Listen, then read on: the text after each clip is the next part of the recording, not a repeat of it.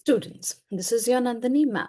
Today we are going to read chapter number 7, Cutaneous Nerves, Superficial Veins and Lymphatic Drainage from the book B.D. Chaurasia, Human Anatomy, Volume 1. So let's get started. Introduction. The superficial fascia seen after the reflection of skin contains cutaneous nerves, cutaneous or superficial veins, and lymphatics. The cutaneous nerves are the continuation of the spinal nerves and carry sympathetic fibers for supplying the sweat glands, arterioles in the dermis, and erector pylorem muscles in relation to the hair follicle.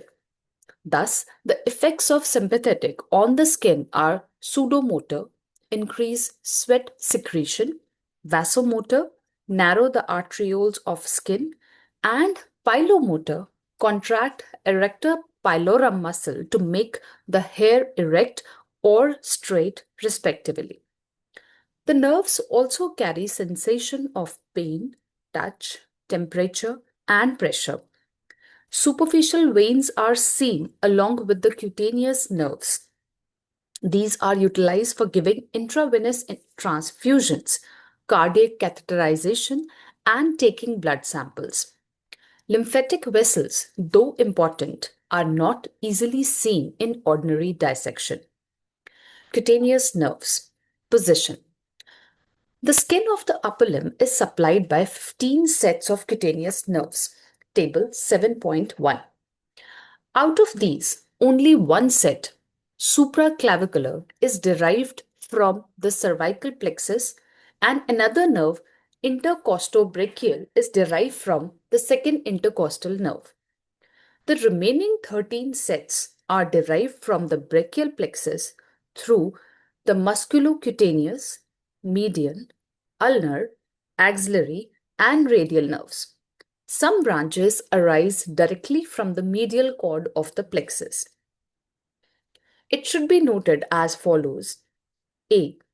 The areas of distribution of peripheral cutaneous nerves do not necessarily correspond with those of individual spinal segments.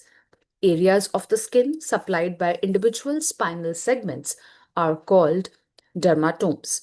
This is so because each cutaneous nerve contains fibers from more than one ventral ramus of a spinal nerve, and each ramus gives fibers to more than one cutaneous nerve.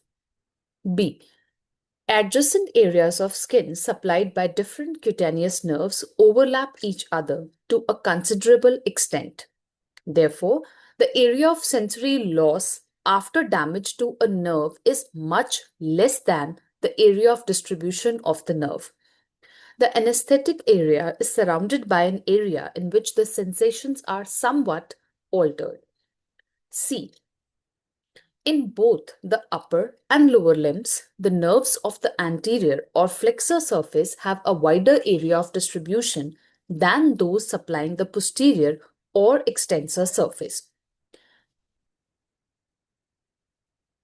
The individual cutaneous nerves from above downwards are described below with their root values. Figures 7.A and B show the cutaneous nerves of the upper limb. Number 1. The supraclavicular nerves C3, C4 are branches of the cervical plexus. They pierce the deep fascia in the neck, descend superficial to the clavicle, and supply the skin of the pectoral region up to the level of the second rib, skin covering the upper half of the deltoid. Number 2. The upper lateral cutaneous nerve of the arm, C5, C6, is the continuation of the posterior branch of the axillary nerve. It supplies the skin covering the lower half of the deltoid. Number 3. The lower lateral cutaneous nerve of the arm, C5, C6, is a branch of the radial nerve given off in the radial groove. It supplies the skin of the lower half of the lateral side of the arm. Number 4. The intercostobrachial nerve, T2, is the lateral cutaneous branch of the second intercostal nerve. It crosses the axilla and supplies the skin of the upper half of the medial and posterior parts of the arm. It lies amongst the central group of axillary lymph nodes. Number 5. The medial cutaneous nerve of the arm, T1, T2, is the smallest branch of the medial cord of the brachial plexus. Number 6. The posterior cutaneous nerve of the arm, C5, is a branch of the radial nerve given off in the axilla. It supplies the skin of the back of the arm from the insertion of the deltoid to the olecranon process. Number 7. The lateral cutaneous nerve of the forearm, C5-C6, is the continuation of the musculocutaneous nerve. It pierces the deep fascia just lateral to the tendon of the biceps, 2 to 3 cm above the bend of the elbow, and supplies the skin of the lateral side of the forearm, extending anteriorly to a small part of the ball of the thumb.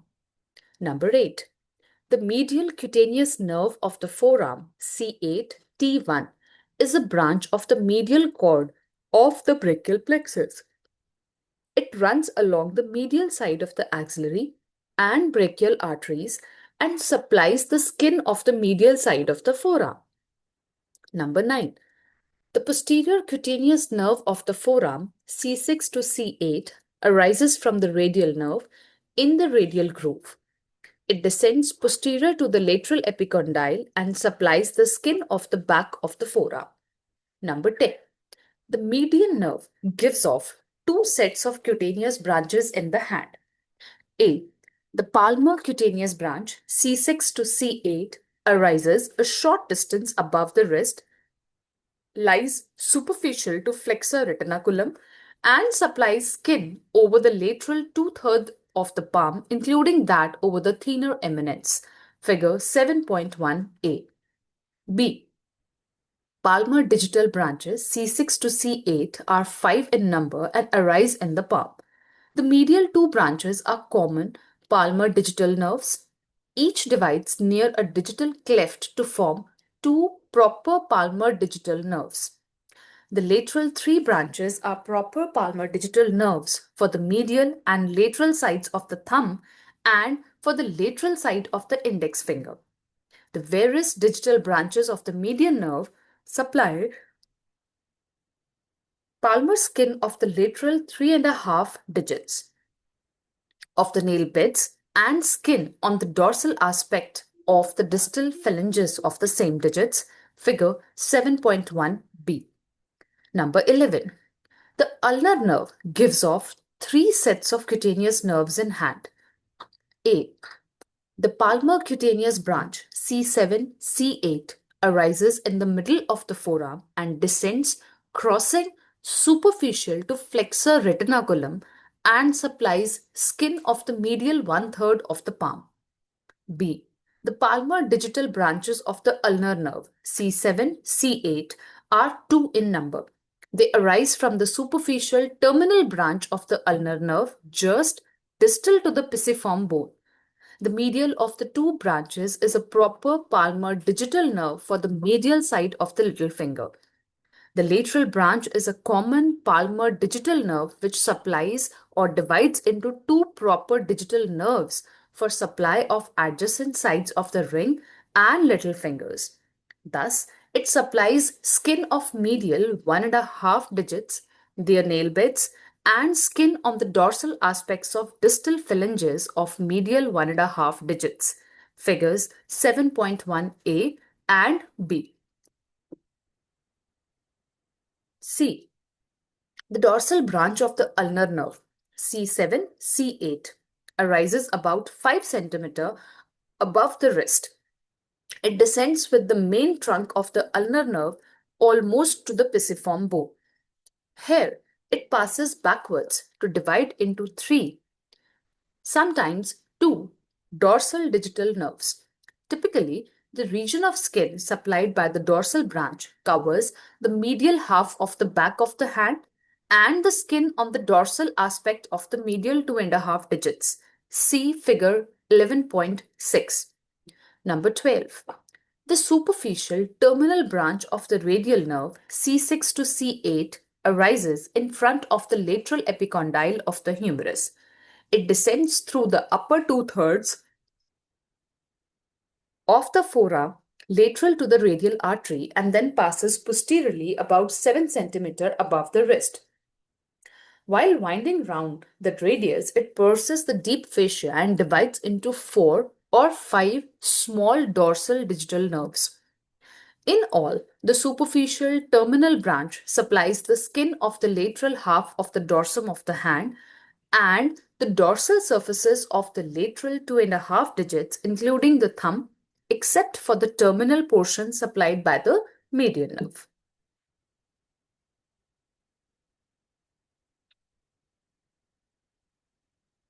Table 7.1, the cutaneous nerves, figure 7.1a and b. Headings would be region supplied, nerve, root value, and derived from. Upper part of pectoral region and skin over upper part of deltoid. Supraclavicular, C3, C4. Cervical plexus. Arm. Number 1. Upper medial part, intercostobrachial, T2, second intercostal. Number 2. Lower medial part, medial cutaneous nerve of arm, T1, T2, medial cord. Number 3. Upper lateral part, including skin over lower part of deltoid, upper lateral cutaneous nerve of arm, C5, C6, axillary nerve. Number 4. Lower lateral part, lower lateral cutaneous nerve of arm, C5, C6, radial nerve. Number 5. Posterior aspect, posterior cutaneous nerve of arm, C5, radial nerve. Forearm. Number 1. Medial side, medial cutaneous nerve of forearm, C8, T1, medial cord. Number 2. Lateral side, lateral cutaneous nerve of forearm, C5, C6, musculocutaneous. Number 3. Posterior side, posterior cutaneous nerve of forearm, C5 to C8, radial nerve. Palm. Number 1. Lateral 2/3, palmar cutaneous branch of median, C6, C7, median. Number 2. Medial 1/3, palmar cutaneous branch of ulnar, C8, ulnar. Dorsum of hand. Number 1. Medial half, including proximal and middle phalanges of medial 2.5 digits. Dorsal branch of ulnar, C8, ulnar. Number 2. Lateral half, including proximal and middle phalanges of lateral 2.5 digits. Superficial terminal branch of radial, C6, C7, radial. Digits. Palmar aspect and dorsal aspect of distal phalanges. Number 1. Lateral 3.5 digits. Palmar digital branch of medial, C7, median. Number 2. Medial 1.5 digits. Palmar digital branch of ulnar, C7, C8, ulnar.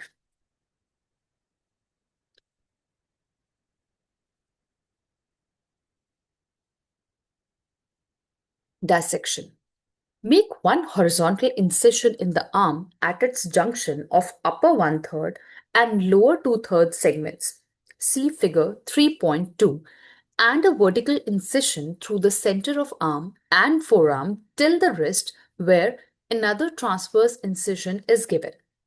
Reflect the skin on either side on the front as well as on the back of the limb. Use this huge skin flap to cover the limb after the dissection. Dermatomes. Definition. The area of skin supplied by one spinal segment is called a dermatome. A typical dermatome extends from the posterior median line to the anterior median line around the trunk. See figure 5.2. However, in the lips, the dermatomes have migrated rather irregularly so that the original uniform pattern is disturbed. Embryological basis. The early human embryo shows regular segmentation of the body. Each segment is supplied by the corresponding segmental nerve.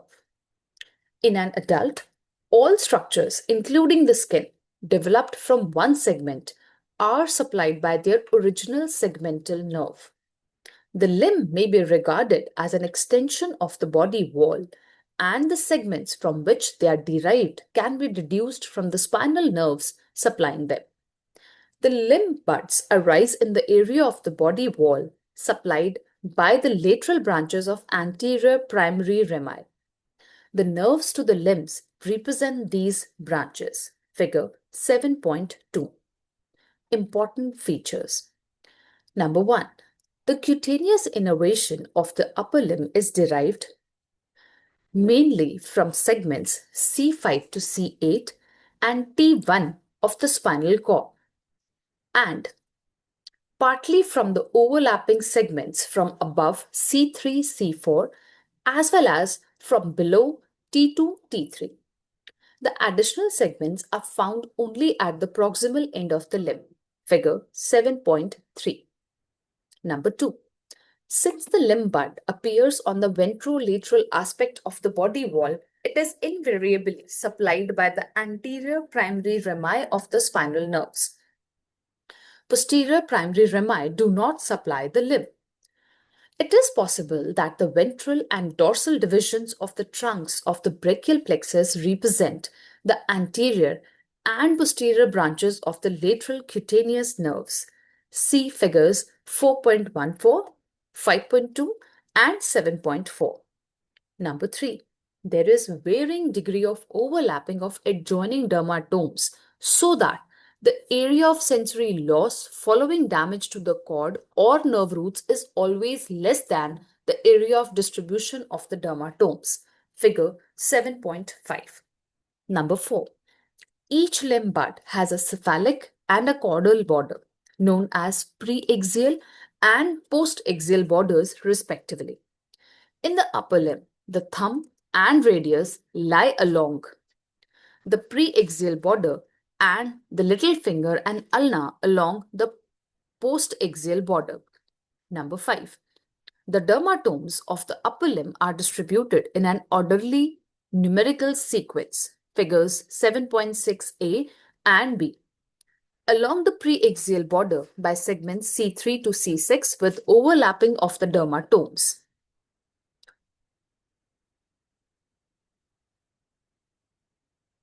The middle three digits, index, middle, and ring fingers, and the adjoining area of the palm are supplied by the segment C7. The postaxial border is supplied from below upwards by segments C8, T1, T2. There is overlapping of the dermatomes. Number 6. As the limb elongates, it rotates laterally and gets adducted, and the central dermatome C7 gets pulled in such a way that these are represented only in the distal part of the limb and are buried proximally. On the front of the limb, areas supplied by C5 and C6 segments adjoin the areas supplied by C8, T1, and T2 segments. There is a dividing line between them known as the ventral axial line, along which C7 is buried proximally. It reaches the skin just proximal to the wrist. Figure 7.6a. On the back of the limb, C7 reaches the skin just proximal to the elbow, so the dorsal axial line ends more proximal to the ventral axial line. There is no overlapping across the ventral and dorsal axial lines. Figure 7.6b. Clinical anatomy. The area of sensory loss of the skin following injuries of the spinal cord or of the nerve roots conforms to the dermatomes. Therefore, the segmental level of the damage to the spinal cord can be determined by examining the dermatomes for touch, pain, and temperature. Note that injury to a peripheral nerve produces sensory loss corresponding to the area of distribution of that nerve. The spinal segments do not lie opposite the corresponding vertebrae. In estimating the position of the spinal segment in relation to the surface of the body, it is important to remember that A vertebral spine is always lower than the corresponding spinal segment. As a rough guide, it may be stated that in the cervical region, there is a difference of one segment. For example, the fifth cervical spine lies lower than the fifth cervical spinal segment. It overlies the sixth cervical spine segment. Spinal segments and the spine of vertebra. C1 to C8, C1 to C7, T1 to T6 corresponds to T1 to T4, T7 to T12 corresponds to T5 to T9, L1 to L5 corresponds to T10 to T11, and S1 to S5 and CO1, it corresponds to T12 to L1. Superficial veins. Superficial veins of the upper limb assume importance in medical practice because these are most commonly used for intravenous injections and for withdrawing blood for testing. Journal remarks. Number 1. Most of the superficial veins of the limb join together to form two large veins, cephalic, which is preaxial, and basilic, which is postaxial. Number 2. The superficial veins run away from the pressure points, therefore, they are absent in the palm, along the ulnar border of the forearm, and in the back of the arm and trapezius region. This makes the course of the veins spiral from the dorsal to the ventral surface of the leg. Number 3. The preaxial vein is longer than the postaxial. In other words, the preaxial vein drains into the deep vein more proximally at the root of the limb than the postaxial vein, which becomes deep in the middle of the arm. Number 4. The earlier a vein becomes deep, the better, because the venous return is then assisted by muscular compression. The load of the preaxial vein is greatly relieved by the more efficient postaxial vein through a short circuiting channel, the median cubital vein situated in front of the elbow, and partly also by the deep veins through a perforator vein connecting the median cubital to the deep vein.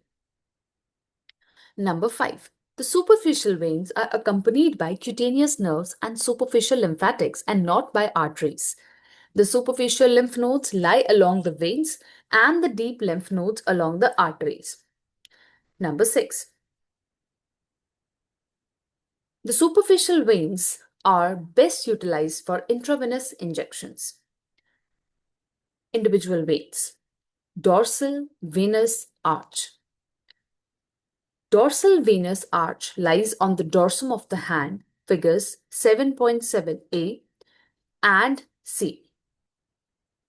Its afferents or tributaries include 3 dorsal metacarpal veins, a dorsal digital vein from the medial side of the little finger, a dorsal digital vein from the radial side of the index finger, 2 dorsal digital veins from the thumb.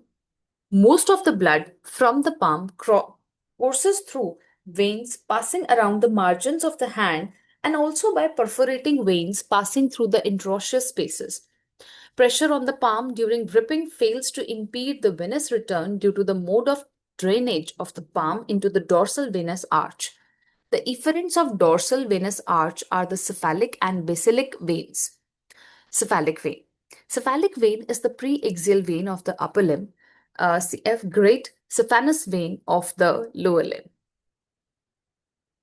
It begins from the lateral end of the dorsal venous arch. It runs upwards through the roof of the anatomical snuff box, winds around the lateral border of the distal part of the forearm, figures 7.7b and c, continues upwards in front of elbow and along the lateral border of the biceps brachial, pierces the deep fascia at the lower border of the pectoralis major, runs in the deltopectoral groove up to the infraclavicular fossa. It pierces the clavipectoral fascia and joins the axillary vein. See figure 3.12. At the elbow, the greater part of its blood is drained into the basilic vein through the median cubital vein and partly also into the deep veins through the perforator vein. It is accompanied by the lateral cutaneous nerve of the forearm and the terminal part of the radial nerve. An accessory cephalic vein is sometimes present It ends by joining the cephalic vein near the elbow. Basilic vein. Basilic vein is the post-axial vein of the upper limb, care of short saphenous vein of the lower limb. It begins from the medial end of the dorsal venous arch, figures 7.7a and c. It runs upwards along the back of the medial border of the forearm, winds around this border near the elbow, continues upwards in front of the elbow, medial epicondyle, and along the medial margin of the biceps brachii up to the middle of the arm, where it pierces the deep fascia and runs along the medial side of the brachial artery up to the lower border of teres major, where it becomes the axillary vein. About 2.5 centimeter above the medial epicondyle of the humerus, it is joined by the median cubital vein. It is accompanied by the posterior branch of the medial cutaneous nerve of the forearm and the terminal part of the dorsal branch of the ulnar nerve. Median cubital vein. Median cubital vein is a large communicating vein which shunts blood from the cephalic to the basilic vein. Figure 7.7a.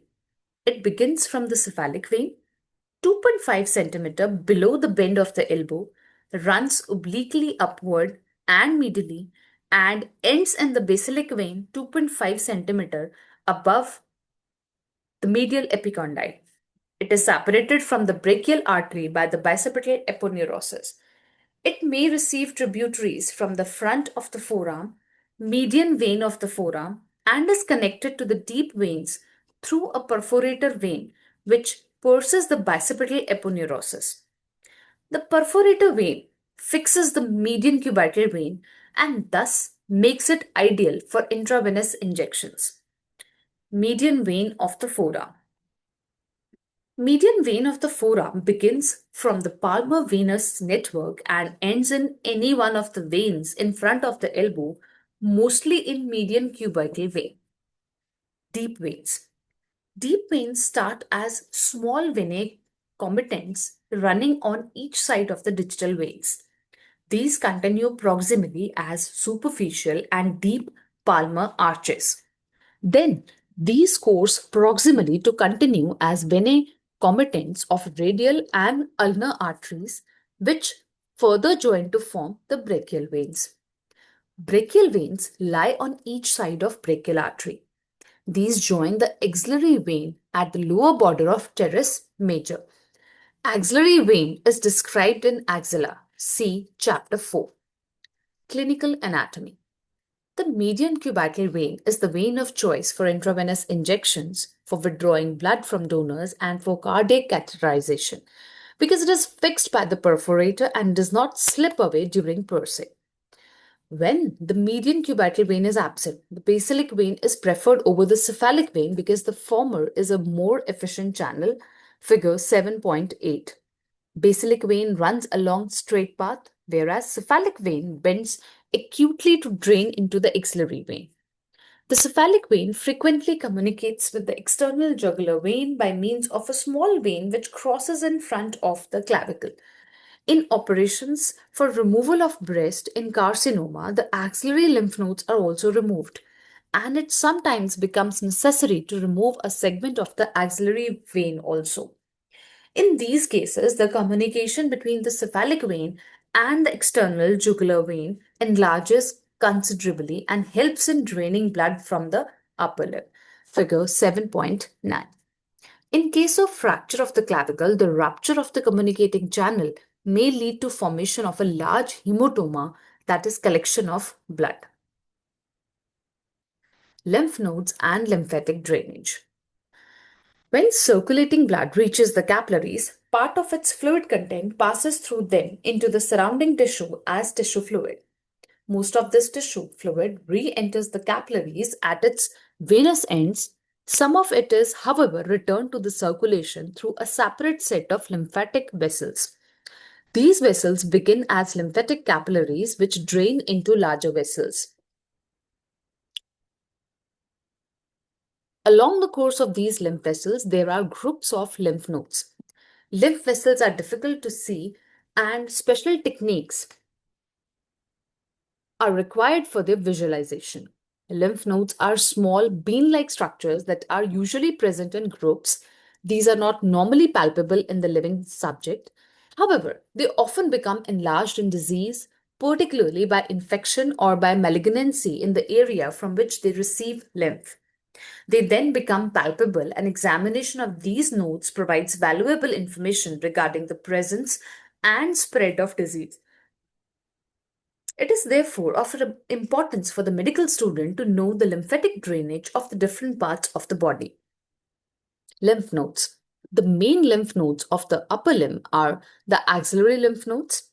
These comprise anterior, posterior, lateral, central, and apical groups. These have been described in chapter 4, see figure 4.11. Other nodes are as follows. The infraclavicular nodes lie in or on the clavipectoral fascia along the cephalic vein. They drain the upper part of the breast and the thumb where it's dead. Number 2, the deltopectoral node lies in the deltopectoral groove along the cephalic vein. It is a displaced node of the infraclavicular set and drains similar structures. Number 3, the superficial cubital or supratrochlear nodes lie just above the medial epicondyle along the basilic vein. They drain the ulnar side of the hand and forearm. Number 4, a few other deep lymph nodes lie in the following regions: along the medial side of the brachial artery, at the bifurcation of the brachial artery, deep cubital lymph node, and occasionally along the arteries of the forearm. Lymphatics. Superficial lymphatics. Superficial lymphatics are much more numerous than the deep ones. They collect lymph from the skin and subcutaneous tissues. Most of them ultimately drain into the axillary nodes except for a few vessels from the medial side of the forearm which drain into the superficial cubital nodes, a few vessels from the lateral side of the forearm which drain into the deltopectoral or infraclavicular nodes. The dense palmar plexus drains mostly into the lymph vessels onto the dorsum of the hand, where these continue with the vessels of the forearm. Lymph vessels of the back of forearm and arm curve round their medial and lateral surfaces and ascend up to reach the floor of the axilla. Thus, there is a vertical area of lymph shed in the middle of back of forearm and arm, figures 7.10a and b. Deep lymphatics. Deep lymphatics are much less numerous than the superficial lymphatics.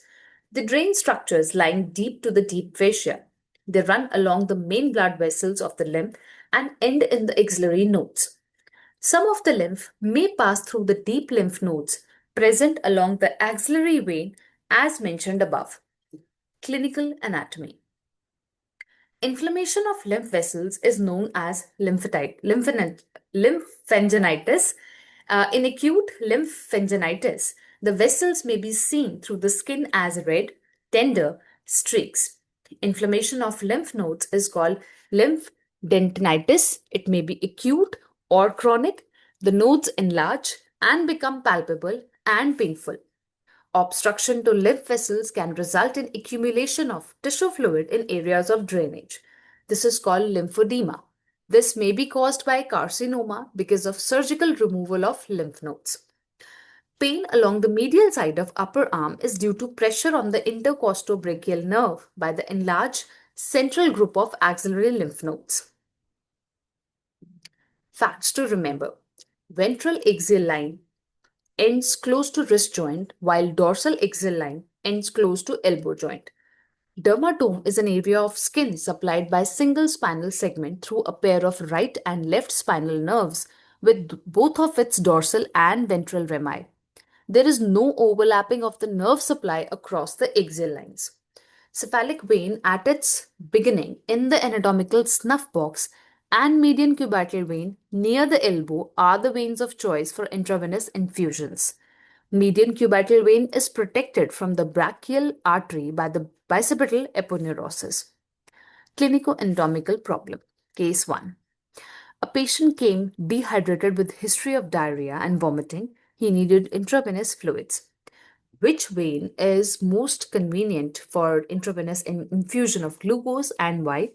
How does one make the vein prominent? Median cubital vein is most conveniently placed anterior to the elbow joint. Deep to the vein is bicipital aponeurosis, which mostly prevents the needle from entering into the underlying brachial artery. The vein is made prominent by tying a tourniquet on the arm or by keeping one's hand tightly around the arm and asking the patient to do flexion and extension of elbow in a fast mode. Due to this exercise, the venous return gets increased but is prevented from drainage into deeper veins due to compression applied to the arm. This makes the superficial veins prominent. Case 2. A female patient of 60 years felt two nodular swellings in her right axilla. What parts of the body have to be examined? What is the probable diagnosis of these swellings? The parts to be examined are both the mammary glands for any tumor, axilla of both sides for more palpable lymph nodes, supraclavicular and infraclavicular lymph nodes, examination of abdomen and pelvis for any spread in the liver or ovary. On examination of her right breast, there was a firm mass which she did not feel. Since there was a firm, painless mass in the upper lateral quadrant of her right breast, the diagnosis would be secondary in the axillary lymph node from primary breast tumor. It would be confirmed by fine needle aspiration cytology and other tests. So, this was the chapter, and yes, there was a little fumbling in the last column, so just ignore that. Thank you so much.